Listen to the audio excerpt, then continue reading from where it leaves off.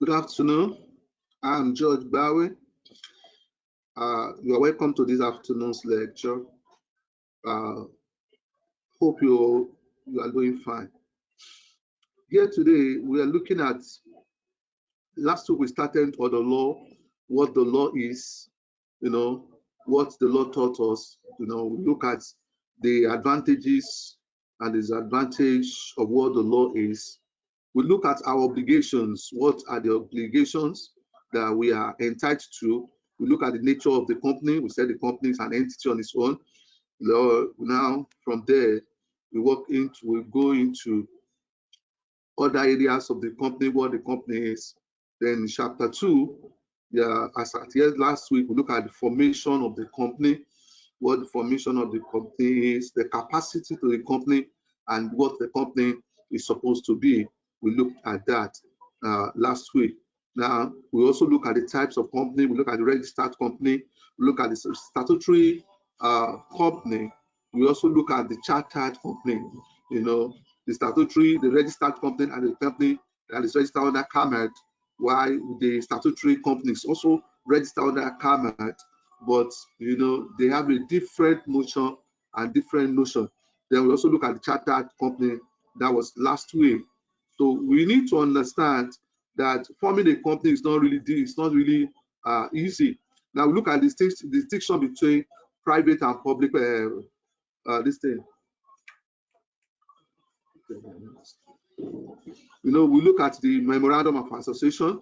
We look at the articles of association. The two of them very important to the company. We look at the statements of the company, the national nominal capital. We look at the nominal capital. We look at non-objection notice of registration of the company and to the head of the company. We also, last week, we looked at so many things under the influence of the company. We look at the effects of registration. What are the effects of registration? We look at that. One of the effects of registration is that people will be able to do business with you, and you also be able to do business with them. Then we look at promotion. Promotion means the process of incorporating or registering or floating or establishing a company as going concern in compliance with the promotion of the CAMET. Another relevant law. The person who are involved in process are simply called promoters. They are the ones who are doing the registration of the company, and this is done under CAMET 1990. Under CAMET 1990, a particular section 61 define the promoter as including person who undertake to take part in the forming a company with the reference to a given project and to see to going, and who makes the necessary steps accomplish the purpose, or who with regards to the purpose of the organization. So you need to understand that those who are forming the organization, they are called the promoters. Now we also look at the CAMET. There was statutory definition of promoters. Let's look at the reliance. The reliance was placed strictly on the case law.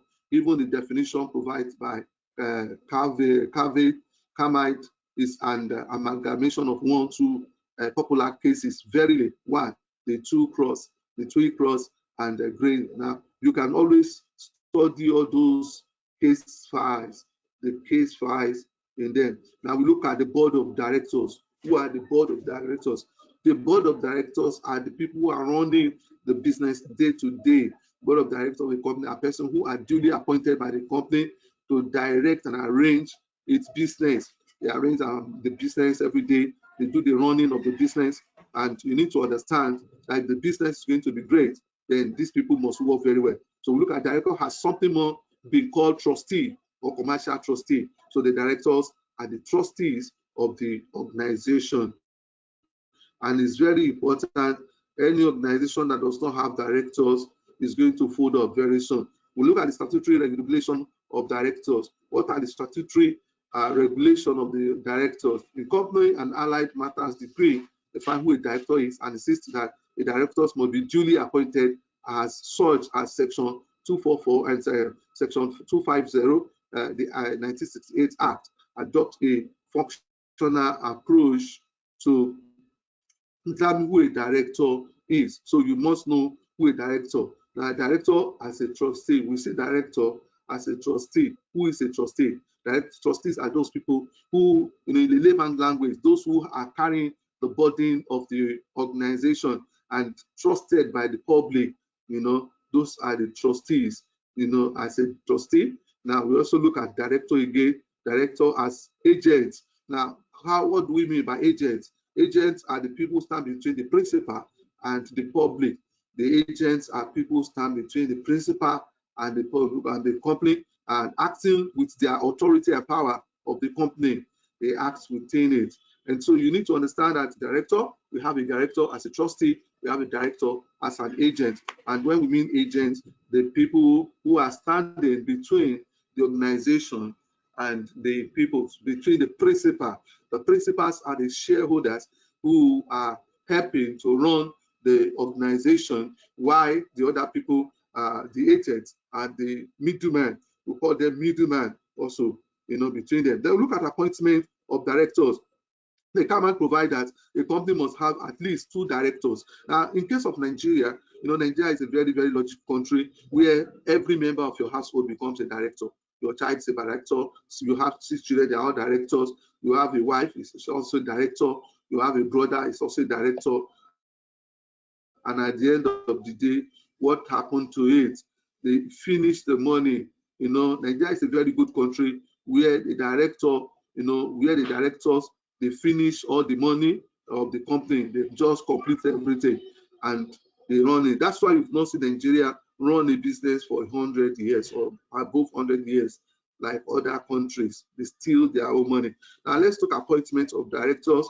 We said 2 people, are appointed as directors. Such company must within 6 months increase the director to form the commencement of a application of command. They must increase it. At least 6 people must be in the issue of a directorship in the organization. Now, general company, a company which must not carry on any business for more than a month with less than 2 directors, and where the company does business for more than 60 days after numbers of directors have fallen below 2 directors or no members of the company who newly takes in. So carrying on the business shall be liable for the company's liability and debt incurred during the period. So we must know that the first director of the company may be appointed in writing by subscriber to the memo and name in the articles of association. Why is it article of association? Because it's an internal decision first before it moves down to the memorandum. Now, filling of a partial vacancy. Now, when the director is absent or retired or is left, there must be a letter written to command. There must be a letter. The board of directors is empowered to appoint a new director to fill a casual vacancy arising out of death, registration, retirement, or removal. The reason you fill the vacant space is because of death, registration, resignation, retirement, or removal. Or in case the guy might decide that he's selling out his post, if possible. Now, we also look at director as a shareholder. Director as a shareholder is also part and parcel of the shareholders of the organization. If the article to describe a qualification shareholding for director, the rules as follows. Number 1, the director on first appointment has a period of 2 months for such short period as the articles may provide, which to comply. Just first 2 weeks. That's 2 weeks, 2 months. Then 2, he qualifies by entering the register of the member as holders of the shares, is as a holder of the share. Now, in other countries, somebody who has the highest share, you have this highest share, in organization, or some has high share, you can be appointed as director. Ordinary shareholder, I don't think they can, but a shareholder, the venture shareholders can always be, or one of the founding members of the organization can always be. See, if he ceases to be the registered holder of his qualification share, a vacant office forthwith. If he can reacquire, he does not become a director again. That means if he ceases to be a registered holder of his qualification share, that means possibly he sold part of of his shares, and then is negated. Valid despite a defect in the appointment, his act will be valid. D. An unqualified person who has a director is liable to time fine of 15 naira. Wow, a small, very small fine of 15 naira for every day between the day he ceases to be qualified, and he says ceases to be qualified, and the last day on which he is proved to have acted as a director without being qualified. Now look at disqualification of directors. One, under age. We call somebody who is not up to 18 years in Nigeria as a minor. So you can always put a minor. Somebody who is a minor cannot run organization, cannot be a director. Now, in case if it should be a director, there must be two mature people standing for him or her. Two mature people standing for him or her.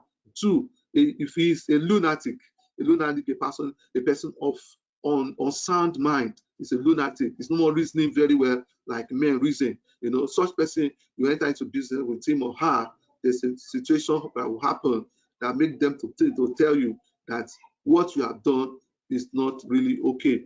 Now, D, if he's disqualified under section 253, 254, and section 255 of Common and Allied Matters Decree, dealing, respectively with opposition, adjournment, insolvent, fraudulent, and a person who is required to vacate the office of a director. Now, what we mean is that somebody who is bankrupt can never be a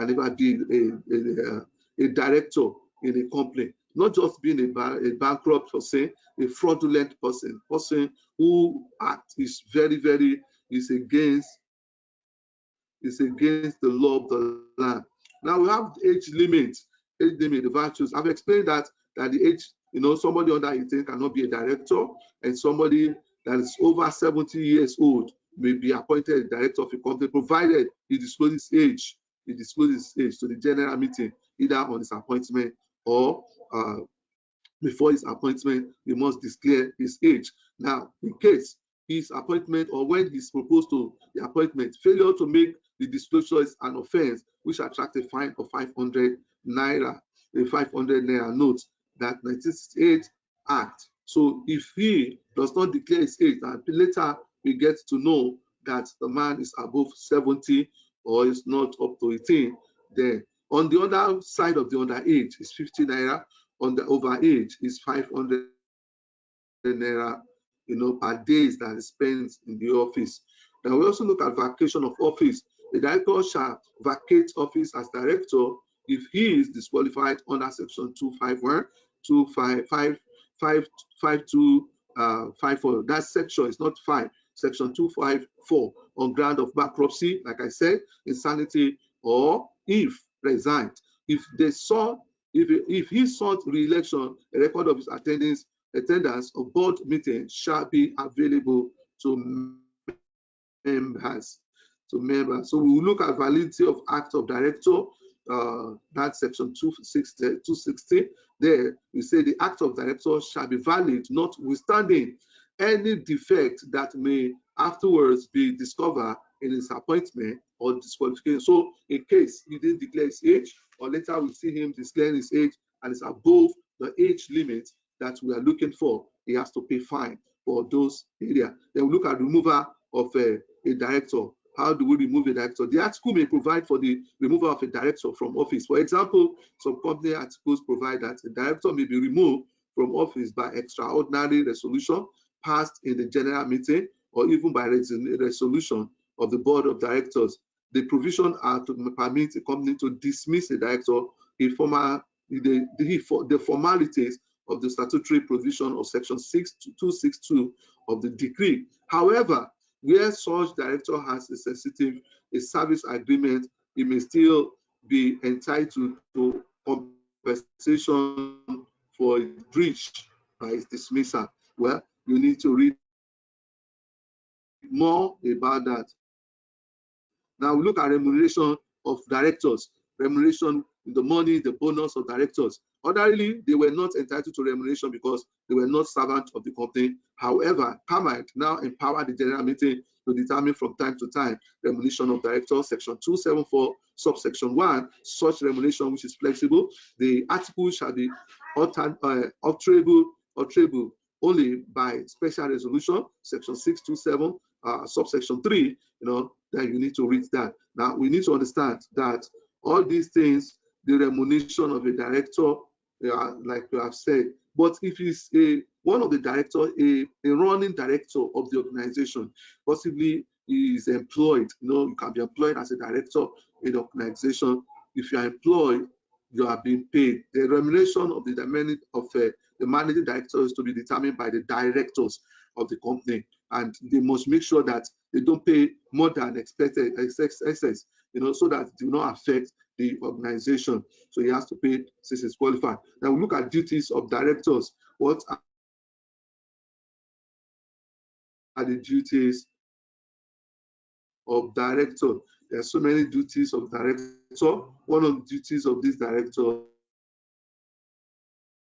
are to the primary duty is to manage the affairs of the organization. That's the primary duty, manage the affairs of the organization, make sure that the organization is running everything that needs to be done to make the organization a profit-oriented organization has to be done. And if they don't do it, then in case they run the business to death, then some of them will have to appear in the court, how they spend the money of the organization. Then we look at the fiduciary's duty of loyalty and good faith, maybe taken down as follows. A, duty to act in the best interest of the company. Has a duty to act. Must not take his own interest. Every of his interest must be to the company, making the company, to move on, to run it in a very viable way. Then B, exercise of power for proper purpose. He has authority, he has power, he can exercise it, can stop a certain people from operating the organization. Is been given that authority. Director must exercise their powers for the purpose for which they are conferred, and not for any collateral purpose or extraneous consideration. So they act in their own power. Then we can get there. Look at C, duty not to filter their discretion. Directors shall not filter their discretion in a particular way. That is, they cannot be instant agree with another party as to how they will vote on any matter or transaction, corporate business. So they filter in that. So we need to understand. So a director should not be relieved from their above duties or any liability resulting from the breach of any of the duties by the provision of the D. Director shall not put himself in a position where there's personal interest, conflict with the duties. That means you must not have any preconceived ideas or ulterior motives, that will kill the company or kill the organization or bring in some people that will make the organization to go like, nothing is happening. Then it must be noted also that various rules have been made to ensure directors' interest and duty to not conflict with the rules cover the following situation. 1, contradict with the company covered by section 277, 2, loan to directors, section 270, depending on what they are and what they want to do. And if you look at that, we look at contract with the company. Now, as a director, we can have a director that's on a contract with the company, and we can also have a director that is non-contractual. It's just a member of the organization that is helping the organization to move on, at all times. We also look at the next one, the duties of care, skill and attention. We look at duties of care, skill and attention.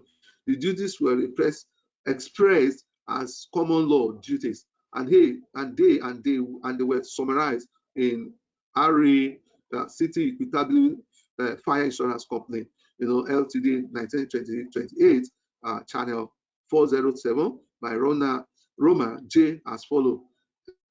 A director need not exhibit in the performance of his duty, a greater degree of skill than any reasoning he expected from a person of his knowledge and experience. So that means the director is not bound to give continuous attention to affairs of the company. His duties are of the intermittent nature to be performed at prodigal board meeting. Now, he also appear the board meeting, and the board meeting of any committee of the board upon which he happens to be placed. He is not, however, bound to attend such meeting through, though he ought to attend whenever the curricular circumstances is reasonable above. Then 2 is respect of all duties, that having regard to the exigency of the business and the articles of association,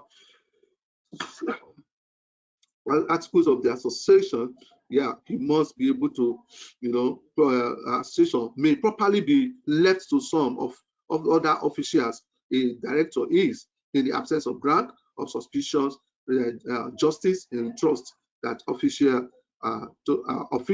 to perform such duties. Now, you can read more about that. Let's move on to the next phase. Now, the degree of care is not objective, reasonable, prudent director. Then we also say, now what we are saying is most of the other things discussed above are now of historical importance. Number 1, the degree of care is now objective, reasonable, prudent director. The liable of director for acts of the board in his absence can only be waived if his absence is justified. 3, the same standard of care is required of both executive and non-executive director. So you see that there's executive director and non-executive directors. Then I want you to go and check who are the executive directors and who are not the executive directors. Then we also look at failure to take reasonable care leads to negligence. That means to say he has neglected his duties. Now we look at the historical and legal background of taxation in Nigeria. Now, taxation has been in Nigeria for so many years, since our fathers were born. Now, some of us told us that, it was introduced 1904 by Ford Lugard in Nigeria, in northern Nigeria, in 4th of it. Now, before the introduction of this by Ford Lugard, tax has been, one of the bases of Nigeria, because they are called different names in Nigeria. Now, if you look down,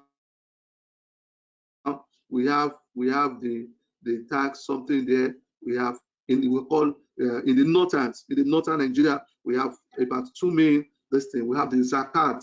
The zakat is a tax levied on Muslim for charitable, religious, and educational purpose. Zakat has been, and they never told us years that zakat has been. And I want to be sure that zakat is as old as the foundation of the northern Nigeria. Now we also look at Conding Casa. This was an article tax scheme that compared to a land rent. When you rent a land, at the end of the day, the Dongaris are being sent, to the outside to collect this rent. Now, John F. Dew, Income Taxation in Tropical British Review, July, August. Now we have those reviews there, the Eastern. Now in the Western, we have the Shakoles. The Southern, we have the Shakole. The Shakoles, these are the form of tax levied on land. After you finish, putting something on the land, at the end of the day, the proceed, the tenth of what you have produced or fifth of what you have produced is sent down as a Shakole. Don't forget, as Shakole, as part of your tax that you paid to them. Then we also look at Owori. Owori is the head dues, where you pay money on your head. For example, when you get married to a Yoruba lady, they say, Kewa son Owori, come and pay for the head, for the dowries.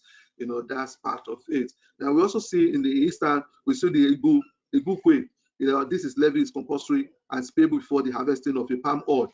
It is believed that the palm trees belong to the community collectively. So you pay a Igukwe, the money that's supposed to be paid, So you could see, or you can see, that tax are being all over. We have the community effort, the levy of compulsory from individuals or company.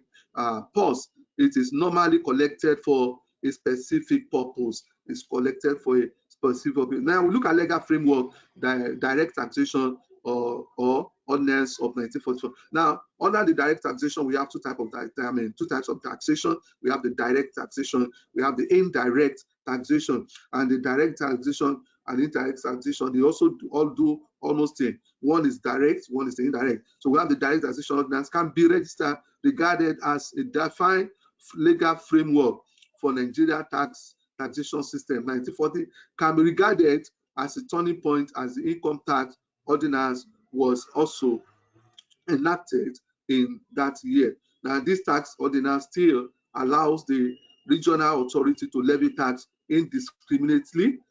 The expatriates were not even taxed at regional level. They were to be paid. They were to pay tax only in the colony of Lagos. So we now see those the direct tax. Now we look at subsequent tax legislation. Since 1961, where the Company Tax Management Act and the Income Tax Act were promulgated, there has been further development in the Nigerian tax system, and particularly the following law were enacted. The Companies Income Tax Act was promulgated in 1979 to replace the Companies Income Act 1960. In 1981, now let's go to the summary of tax liability and administration. Now, under the administration, we have about 3 types of administrator into the tax law. We have the federal government, we have the state government, then we also have the local government. So let's look at the summary of tax liabilities and administration. The first one is personal income tax, the personal income tax decree 104 of 1993. Now, where do we get them? We look at the employees, the sole traders, the estate, trust, and trader partnership settlement. These are people who pay a personal income tax. They pay personal income tax. That is pay as you earn. We have the regressive. We have pay as you earn. We have the so many of them like that. Then when we talk about the personal income tax, who are the people who collect that? State Board of Internal Revenue.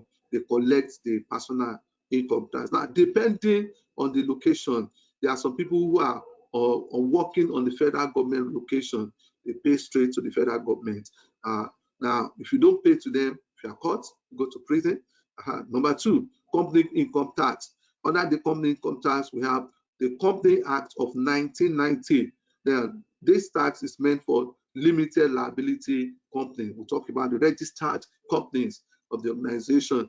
Then we'll now move on to who are the people who are collecting it. We talk about the Federal Inland Revenue Services. Federal Inland Revenue Service, they are the one that collects the tax. Then we also look at petroleum profit tax. Petroleum profit tax. Petroleum profit tax is under Petroleum Profit Tax Act of 1990. Then the company engaged in petroleum services operation. Every company that is into oil and gas, petroleum and others, they pay their tax. Then who collects that? Federal Inland Revenue Services, because it's a duty of the federal government. Number 4, we have the capital gain tax. The capital gain tax. Capital gain tax Act of 1990, individual and companies. Now, under capital gain tax, any company that is registered that's bringing tax, that's making profit, they are under the capital gain tax. And this we'll talk about the individual and the companies. Then who are the people collecting it? Yeah, the company, yeah, the State Board of Inland Revenue, Federal Inland Revenue. They are the people that collect that. Then we also look at number 5, value added tax. We talk about value added tax. That is VAT. That's 5% of the total goods you buy from the outsider. Maybe you bought drugs, you bought this, you pay 5% of that drug of it. Then we'll look at value added tax degree. Value added tax degree 102 of 1992. Then individual. Who are the people that pays that? Talk about the individuals and the companies, and who collects that? The Federal Inland Revenue. Now you need to know that the Federal Inland Revenue, they are making a lot of noise, a lot of profit from this fact.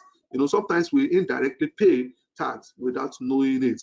indirectly pay. Some of us, of recent, you could see, I mean, when you make a call and they give you the balance of your call, they say plus VAT, value added tax, is being paid to you. Then number 6, we look at educational tax.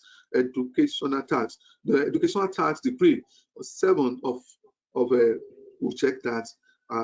Then we look at the companies, every companies, pay. Now in the US, what they do, or in abroad, in the overseas, what they do is that 1% of the total profits you make is being paid to the federal inland revenue services to help education to grow. Now it doesn't happen here in Nigeria, and when it happens for a purpose or for a motive, that's how it is. And let's look at the importance of taxation in Nigeria. Now, there's so many. Taxation is the most important source of revenue that comes to the federal government, state government. We're talking about personal income tax and others. And citizens receive back the benefits of taxation in form of social amenities provided.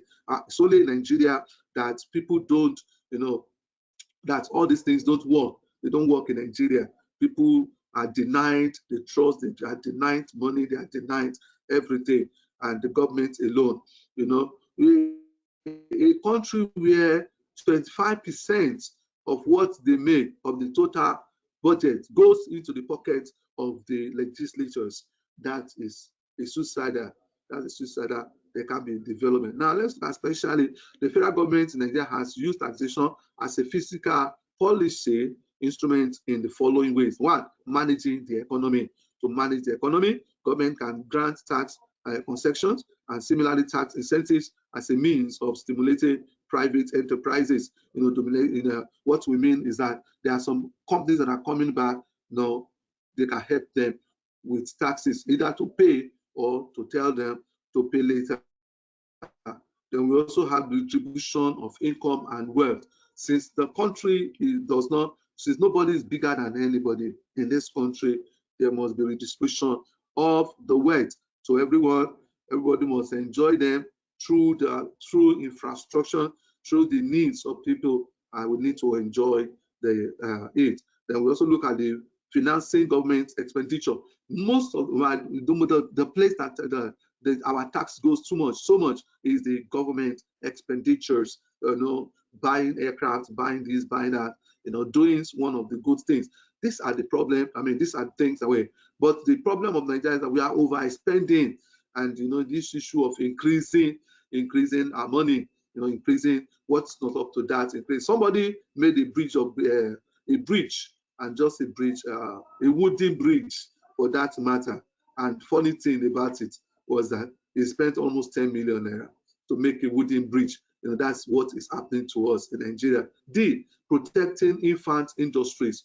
To protect infant industry. Now we have a lot of local industry that's springing up in our countries, and one way to help them is to possibly give them tax rebate, or tell them to not pay tax for some time, or every levy that can be upon them, we can always take the levy away from them. Then we also look at administration of income tax law in Nigeria.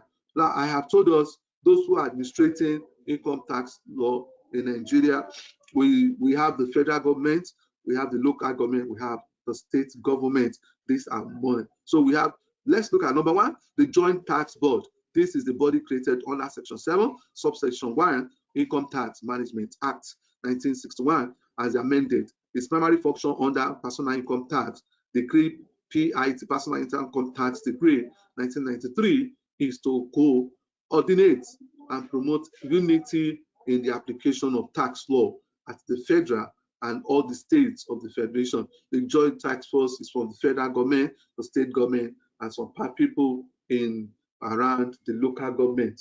They are the people that, then let's look at the composition. The composition, Joint Tax Law, is headed by the executive chairman of Federal Board of Inland Revenue, who also acts as the chairman of the board. All the states of the federation must nominate a member through the commissioner responsible for income tax usually the chairman of the state internal board of the revenue represents states. The secretary to the board, who should not be a member of the board is to be nominated by the Federal Public Service Commission. He must be an experienced senior officer, income tax members. Another non-member who should always be in attendance of a joint income tax board meeting is the advisor, the legal advisors of the organization, Inland Revenue, which Inland Revenue, the duties of the joint tax board. Number one, to promote uniformity both in the application of personal income tax decree and in incidence of tax on individual throughout Nigeria, incidence of tax throughout Nigeria all over. Now, two, to impose its decision matters of procedure and interpretation of personal income tax 1993 on any state of the Federation for the purpose of confirming with such decree interpretations. Then to advise the federal government in respect of double taxation arrangement, rates of capital allowance, and the taxation matters, including personal amendments of income tax. Then 5, to exercise any other power and duties arising under the PIT Day 1992, as may be agreed by the government of each territory. Then the quorum of JITB, at least any 7 members of the board or authority official will be required to form a quorum. Then we look at the State Board of Inland Revenue. Now, this one, we might take that in our subsequent lecture, possibly next week when we come up, we might take that. I want to call it a day with you so that another person can continue from where we started. So I want to appreciate you and the admin in person of Mr. Tayo, in person of Mr. Yomi. Thank you so much for the coordination. God bless you. See you next week. Thank you.